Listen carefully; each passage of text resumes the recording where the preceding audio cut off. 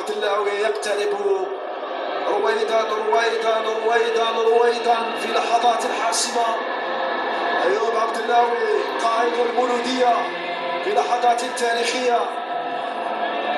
المولودية وعبد الله في لحظات للتاريخ، والمولودية بطلة السوبر للمرة الخامسة في تاريخها يحملها عاليا.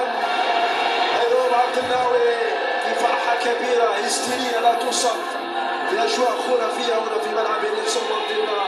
مبروك لمولودية الجزائر هذه اللحظة التاريخية التي كان ينتظرها الجميع، لاعبون ومشجعون ومتابعون أيضا على شاشة التلفزيون الجزائري. مبروك لمولودية الجزائر على هذه الأجواء. رافقتني طيلة أدوار هذه المباراة صور جميلة على هذه الصور. نلقاكم إن شاء الله في فرص لاحقة بحول الله. إلى اللقاء.